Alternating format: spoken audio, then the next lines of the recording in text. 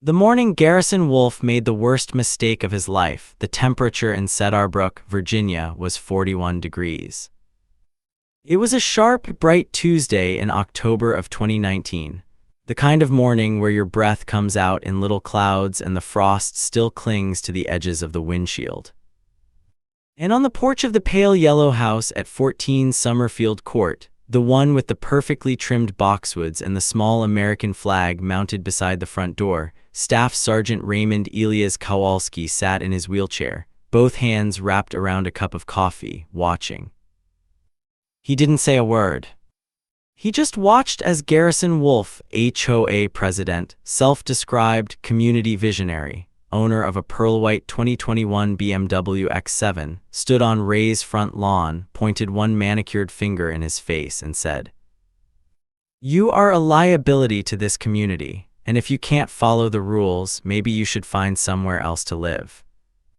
Ray took a slow sip of his coffee. He said nothing. Because Ray Kowalski had learned something in 23 years of Army service that most people never figure out in a lifetime. The moment you let someone see they've gotten to you is the moment you've already lost. Let me tell you about Cedarbrook.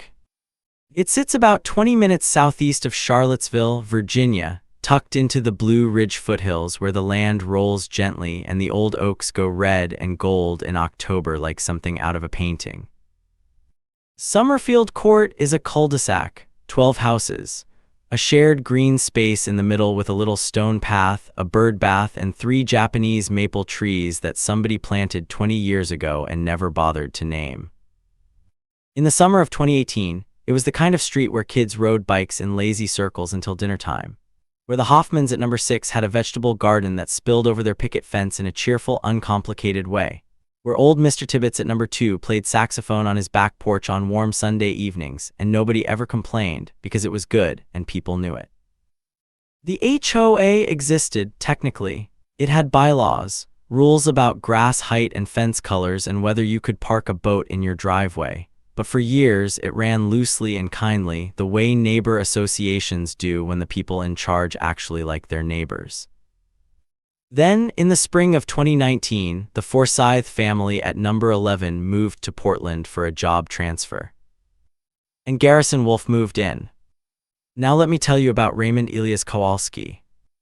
Ray was 61 years old. He'd grown up in Scranton, Pennsylvania, the 4th of 5 kids, the son of a steelworker and a school librarian. He enlisted in the United States Army in 1980 at the age of 22, after 2 years of community college and 1 year of trying to figure out what he wanted to be. He found out pretty quickly. Staff Sergeant Kowalski served with the 82nd Airborne Division for 23 years. He completed 4 overseas deployments, Grenada in 1983, Panama in 1989, the Persian Gulf in 1991, and a final rotation through Kosovo in 2001. He was awarded the Bronze Star Medal with Valor for actions during Operation Desert Storm, where, under enemy fire and with 2 members of his squad already wounded, he guided a medic to safety across 130 meters of open desert while carrying a radio and returning fire with one hand. He received an honorable discharge in 2003. He came back to Virginia, where his late wife, Patricia Ann Kowalski, had grown up, and they settled in Cedarbrook in 2005. They had 1 daughter, Melissa, who now taught elementary school in Richmond. They had a garden, a workshop in the garage where Ray built furniture by hand, a rescue beagle named Sergeant, which Patricia had named with a wink and a grin, and Ray had pretended to find embarrassing. Patricia passed away from ovarian cancer in February of 2017. Ray stayed in the house because the house was hers too and leaving felt wrong. He kept her rose bushes along the back fence, 7 of them, pink and cream and deep red, planted in a careful row the summer they'd moved in. He watered them twice a week. He talked to them sometimes, not in a way that would embarrass him to admit, just quietly, the way a man talks to the things that keep him connected to someone he loved. He used a wheelchair now. And since 2015, when a degenerative spinal condition accelerated, his doctors said, by years of airborne operations and heavy rucksack loads, finally caught up with him.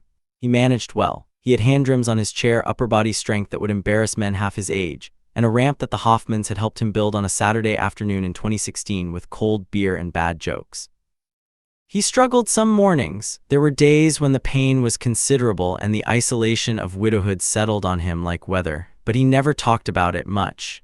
He brought cookies to the neighborhood kids at Halloween. He waved to everyone. He kept a low, dignified profile. The one thing he held on to, the small, specific ritual that grounded him every single day, was that morning coffee on the porch. Rain or shine, summer heat or October frost, 6:15 a.m. coffee, the flag, the quiet. He had done it every morning for 14 years. Nobody on Summerfield Court gave it a second thought. Until Garrison Wolfe decided it was a problem. Garrison Wolfe pulled up to 11 Summerfield Court on a Saturday in April of 2019 in that pearl-white BMW X7, towing a U-Haul trailer that looked far too small for the furniture that eventually came out of it. He was 44 years old, former VP of Product Development at a Northern Virginia tech consulting firm called Nexus Strategic Partners, a company with a polished website and a deliberately vague description of its services. He'd taken early retirement, he told people, after a very favorable exit. He wore pressed chinos on moving day. He shook no hands. His wife, Courtney Wolfe, stepped out of the passenger side in oversized sunglasses and looked at the cul-de-sac the way you look at a hotel room you're not sure measures up. Their son, Braden, 14 years old, sat in the back seat and didn't get out for 40 minutes. The first red flag came within the hour. Garrison walked over to the Hoffmans, Jim and Carol, who'd lived at number 6 for 16 years, and introduced himself. Carol had brought over a plate of banana bread, the way she did for every new arrival on the street. Garrison looked at the banana bread. He said, "We don't really do gluten, but thanks." He took the plate anyway and didn't return it. Within 2 weeks, Garrison had attended his first HOA meeting, a loose quarterly affair held in Jim Hoffman's garage, and within 20 minutes had moved to restructure it. He produced a printed agenda. He proposed enhanced enforcement protocols. He suggested that the HOA's existing dues structure was fiscally irresponsible, and he nominated himself for president of the board. Nobody ran against him because nobody had ever wanted the job badly enough to fight over it. That was their first mistake. By the end of May, Garrison Wolfe had sent 17 HOA violation notices to residents on Summerfield Court. 17, in 3 weeks, for things like a garden hose left on a front walk, a basketball hoop 3 inches too close to the property line, a seasonal wreath left on a door past the HOA-approved display window. He drove the HOA newsletter from a quarterly PDF to a weekly email. He installed a Ring camera on his front porch pointed not at his own door, but at the street. And on a warm Tuesday morning in early June, he called the Cedarbrook County Code Enforcement Office to file a complaint about Ray Kowalski's ramp. The code enforcement officer who showed up was a young man named Derek Paulson. He was clearly uncomfortable.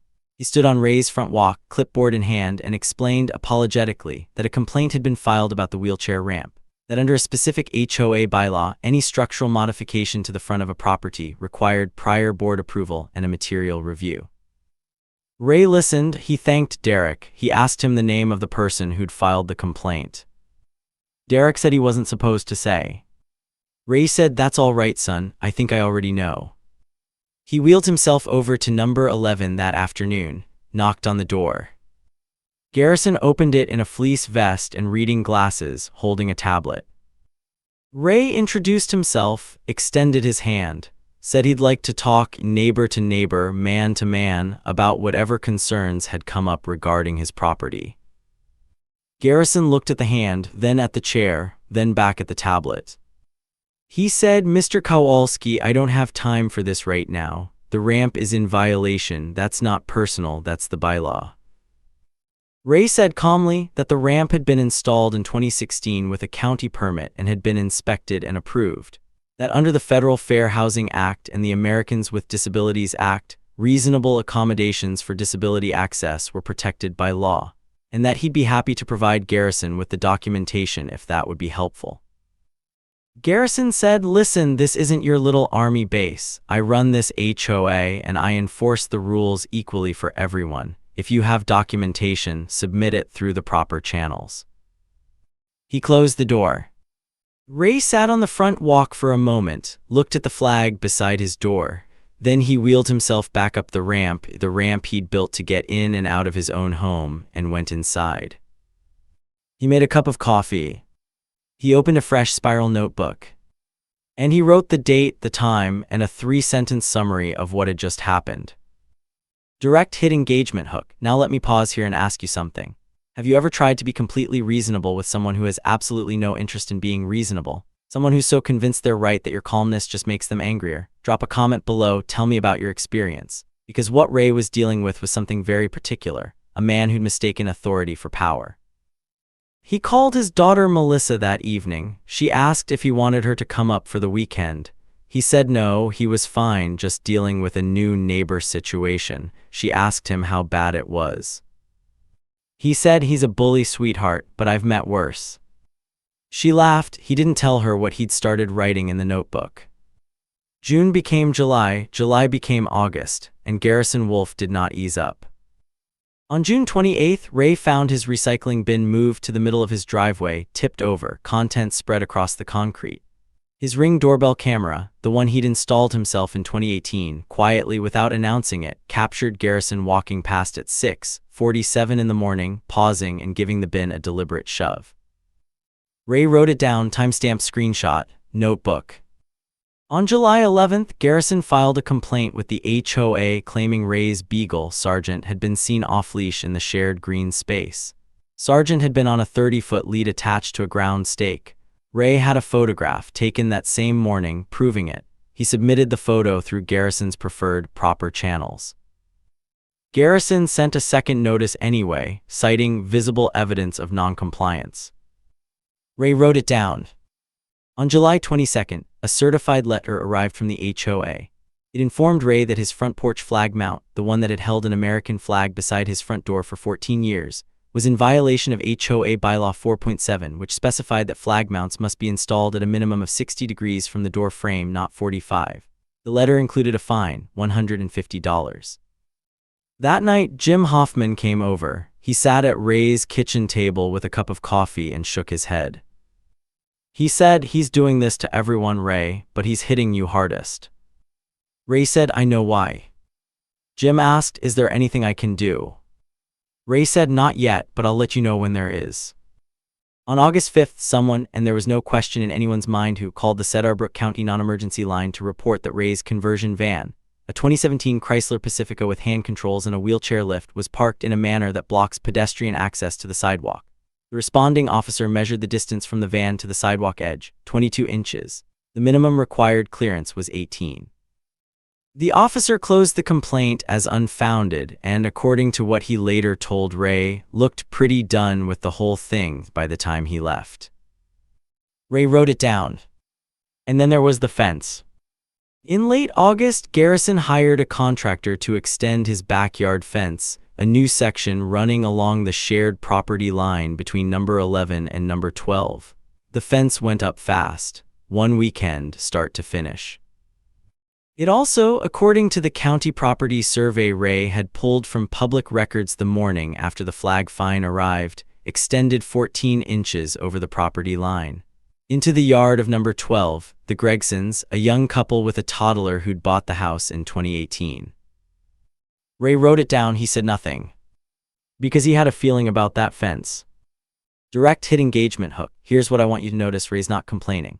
He's not going to the HOA meetings and arguing. He's not posting on the neighborhood Facebook group. He is writing every date, every time, every incident, every detail. And you might be wondering why not just fight back? Why not push? Here's what I want you to think about. What does it feel like when you realize someone has been keeping receipts on you the whole time? Drop your thoughts below.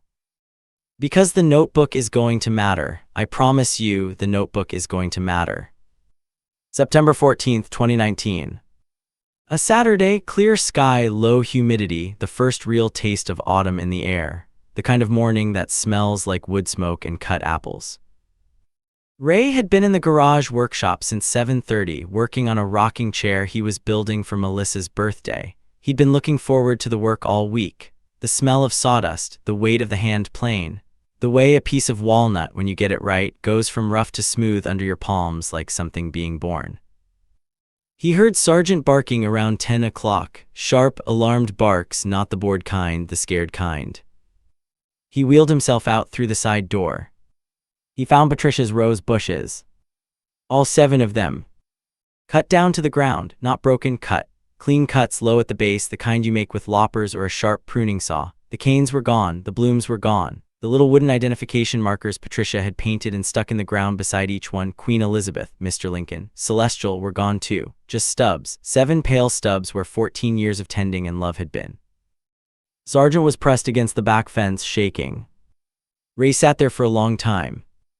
The security camera on his back eave, the one he'd installed in June after the recycling bin incident, had a clear view of the rose bed. He didn't go check it yet. He just sat in the September sunshine in the quiet and looked at those stubs. His neighbors would later say they were worried about what they saw on his face, that it wasn't anger, exactly. It was something older and colder than anger, something that had been forged over decades in places and circumstances most people will never encounter. After a long time, Ray reached down. He picked up one of Patricia's identification markers from the ground beside the fence where it had been tossed. The one that said Mr. Lincoln. He turned it over in his hands once. Then he went inside, he put the kettle on, he sat at his kitchen table. And he opened the notebook. He wrote 3 sentences. Then he picked up his phone and made a call. Direct hit engagement hook. Now if you think Ray Kowalski is going to cry or rage or go next door and pound on Garrison Wolfe's door, you've never met a man like Ray. The men who have been trained to operate under the most extreme pressure don't crack when something finally pushes them. They get very, very quiet, and they make a phone call, stay with me, because what happens next, nobody on Summerfield Court expected it, including Garrison Wolfe. Here's what nobody knew at the time. Raymond Elias Kowalski was not just a staff sergeant who'd done airborne infantry for 23 years. In his final 7 years of service, from 1996 to 2003, Ray had been assigned to the Army's Criminal Investigation Command, CID, the branch that investigates fraud, theft, assault, and criminal activity within the Department of Defense. He worked financial crimes specifically, wire fraud, contract fraud, procurement irregularities. He built cases that put people in federal prison. He knew how evidence was supposed to be gathered. He knew what chain of custody meant. He knew the difference between a complaint that gets filed and a complaint that sticks. He also had a friend. Her name was Special Agent Deborah Carmichael, now a senior supervisor with the FBI's Public Corruption Unit out of the Richmond field office. They'd worked 2 overlapping CID cases in the late 90s. She'd called him every year on his birthday since 2001 without fail. When Patricia died, Deborah Carmichael drove 3 hours to sit with Ray at the kitchen table and not say anything, which was exactly what he'd needed. She was very good at her job. And she had been for approximately 18 months at the time of the September 14th phone call, quietly investigating a company called Nexus Strategic Partners, Garrison Wolfe's former employer, for procurement fraud involving federal defense contracts. The investigation had stalled. The financial paper trail was complex. They needed a cooperating source with specific inside knowledge. They had not yet identified one. Now here is the part that Garrison Wolfe could not have known, and could not have planned around, and could not have survived. When Ray reviewed his back eave security camera footage from the morning of September 14th, he found 8 minutes and 40 seconds of clear, time-stamped, 4K resolution video of Garrison Wolfe entering his backyard through the gate, using a pair of red-handled loppers, methodically cutting down all 7 of Patricia's rose bushes and leaving. No gloves. He hadn't worn gloves. And here's what the notebook contained by that September afternoon. 14 separate documented incidents, each with date, time, witness names where applicable, photographic or video evidence where available, and the specific HOA bylaw or county ordinance cited. 72 days of receipts. Clean, organized, cross-referenced. Ray scanned every page that night, backed it up to the cloud, emailed it to himself and to his daughter, who called him immediately afterward and said, "Dad, what is happening?" He said, "Just record keeping, sweetheart, you hold on to that." Then he called Deborah Carmichael. She listened without interrupting for 11 minutes. She asked him 3 specific questions. He answered them. Then she was quiet for a moment. She said, "Ray, when did you say this man worked at Nexus Strategic Partners?" He told her. She said, "And you have documentation going back to June?" He said yes. She said, "I'm going to make some calls. Now let me tell you about the fence. Because this is where it gets interesting." When Ray had pulled the county property survey back in August, he'd done something else that he hadn't mentioned to anyone. He'd requested, through the Cedarbrook County Clerk's office, a copy of the recorded plat for Summerfield Court, the original 1987 subdivision document that established the precise legal boundaries of every lot on the cul-de-sac. He'd had a professional surveyor friend, retired Army Corps of Engineers, a man named Phil Gutierrez, walk the back fence line one quiet Thursday afternoon in August while Garrison was at a school board meeting he'd somehow gotten himself appointed to. Phil's survey confirmed what Ray had suspected from the public records. Garrison's new fence extended not 14 inches over the Gregsons' property line. It extended 22 inches over Ray's. And underneath that section of fence, beneath the concrete footings that Garrison's contractor had poured in late August, ran a private utility easement. A recorded easement, established in 1989, that granted the county the right of access for maintenance of a buried drainage line. You cannot legally build a permanent structure over a recorded easement. Even an HOA president doesn't have that authority. Phil Gutierrez's survey report sat in a manila folder in Ray's filing cabinet, notarized, dated, waiting. It was a gray Wednesday morning in October 22nd, 2019. The temperature was 43 degrees. A low fog sat in the bowl of the cul-de-sac, softening the edges of the Japanese maple trees in the shared green. The street was still. Nobody was outside yet. It was 6:50 in the morning. Ray was on his porch with his coffee. He'd been watching. At 7:04, 3 vehicles turned onto Summerfield Court in sequence. The first was an unmarked black Chevy Tahoe. The second was a Cedarbrook County Sheriff's Office cruiser. The third was a white van, a county utilities vehicle with an orange roof light. They parked in a careful row along the curb in front of number 11. At 7:09, the front door of number 11 opened. Garrison Wolfe stepped out in a charcoal bathrobe and slippers holding a mug of something. He looked at the vehicles. He looked at the 2 people in dark jackets walking up his front path. One of them was Special Agent Deborah Carmichael. The other was a man Ray didn't know, later identified as Assistant U.S. Attorney William Pairds from the Eastern District of Virginia. They served Garrison Wolfe with a federal grand jury subpoena related to the Nexus Strategic Partners procurement fraud investigation. They also handed him a second document, a civil lawsuit filed in Cedarbrook County Circuit Court by Raymond E. Kowalski, alleging criminal trespass, intentional destruction of personal property, harassment, and abuse of process. The complaint cited 14 documented incidents. It requested actual damages plus punitive damages. The total amount sought was $412,000. At 7:14, the county sheriff's deputy handed Garrison a third document, a notice of violation from the Cedarbrook County Department of Planning and Zoning, citing the illegal fence construction over a recorded utility easement. The notice required removal of the non-compliant fence section within 30 days, or the county would remove it and bill the property owner. It also cited potential fines of up to $2,000 per day of continued violation. And at 7:19, a fourth document arrived, served by a process server who'd been waiting in the Tahoe.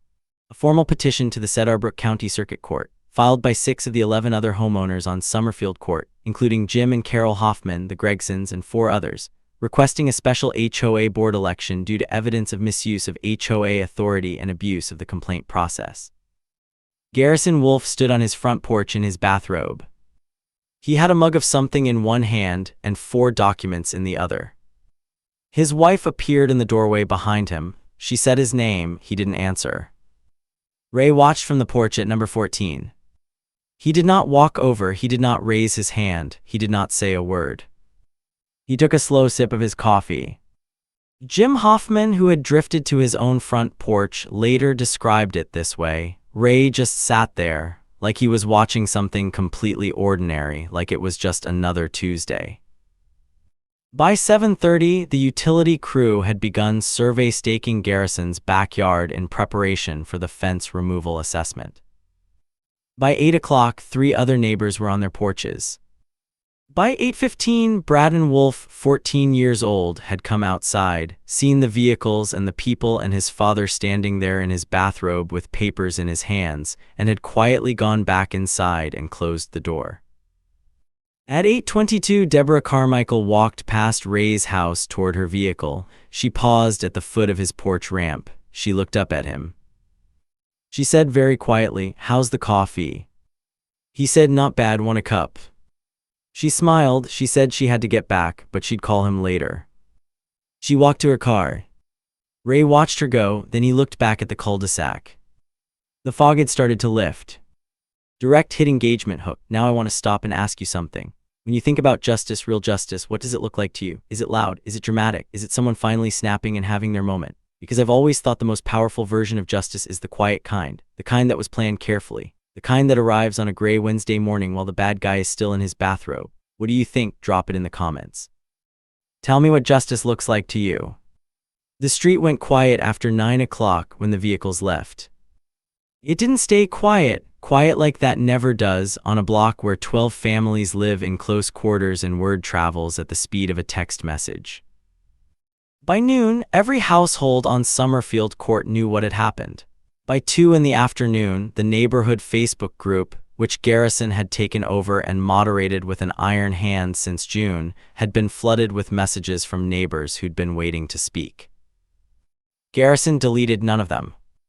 Because by 2 in the afternoon, Garrison no longer had admin access to the group.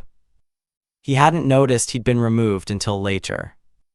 Courtney Wolfe was seen that afternoon loading items into the BMW, not furniture, suitcases. She drove away at 3:15 and didn't come back that day. Nobody on the street waved. Nobody said anything. It was the kind of silence that means more than any words. The next 4 weeks were a kind of sustained reckoning. The federal subpoena opened a financial document review that consumed Garrison's attention and legal budget simultaneously. He retained a criminal defense attorney, an expensive one, by the end of October. The county zoning violation process moved forward on its own schedule, mechanical and indifferent to what he was dealing with. His fence came down on November 9th, not because he took it down, because the county showed up with a crew and did it.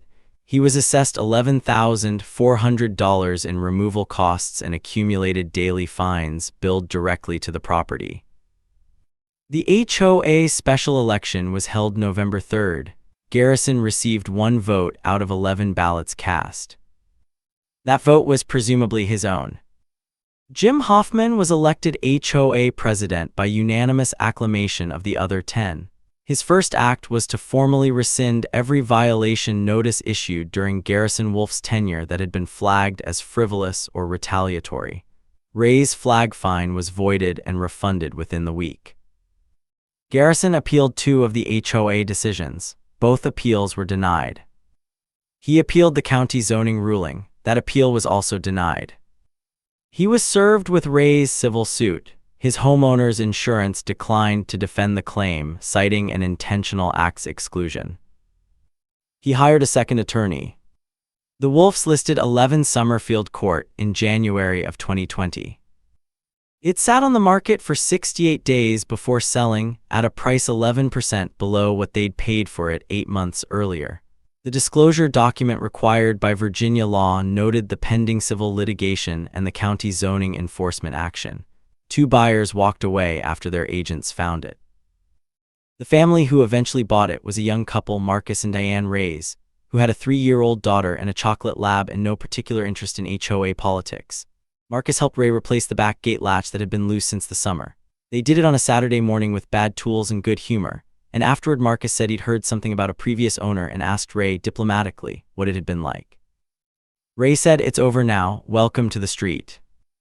Regarding the federal investigation, Nexus Strategic Partners was the subject of a Department of Justice press release in August of 2021, announcing a civil settlement in which the company, by then restructured and operating under a new name, agreed to pay $12,400,000 to resolve allegations of fraudulent billing practices on Department of Defense contracts. Garrison Wolfe was named as a cooperating witness in the investigation.